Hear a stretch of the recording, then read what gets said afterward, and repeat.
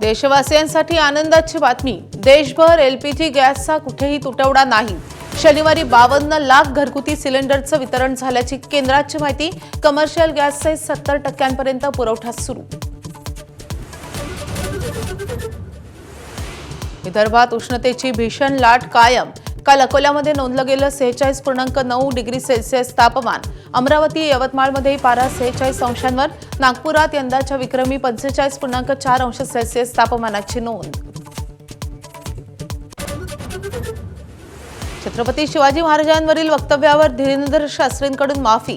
वक्तव्य वेगळ्या पद्धतीने दाखवल्याचं स्पष्टीकरण देत धीरेंद्र शास्त्रींकडून दिलगिरी व्यक्त।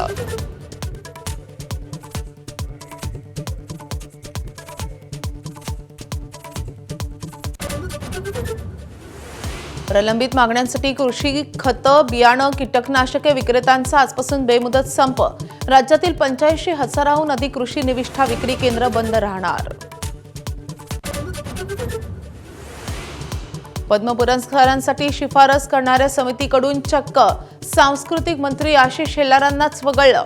पणन मंत्री जयकुमार रावल यांच्याकडे समिती अध्यक्षपदाची जबाबदारी।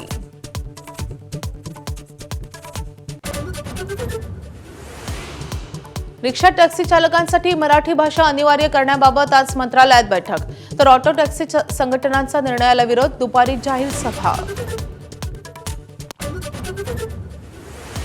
विधान परिषदेसाठी शिवसेनेत इच्छुकांची गर्दी। नीलम गोरे आणि बच्चू कडूंच्या नावाला मंत्री आणि नेत्यांचा विरोध। राज्यसभेप्रमाणे नवीन चेहऱ्याला संधी देण्याचा अनेकांचा सूर।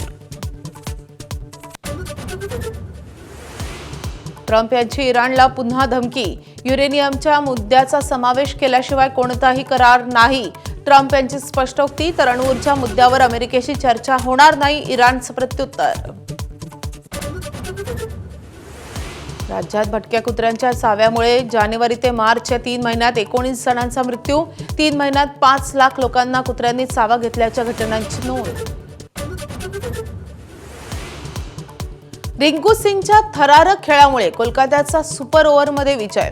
अवघ्या 155 धावांवर झाली होती बरोबरी। रिंकू सिंगनं ठोकल्या नाबाद 83 धावा।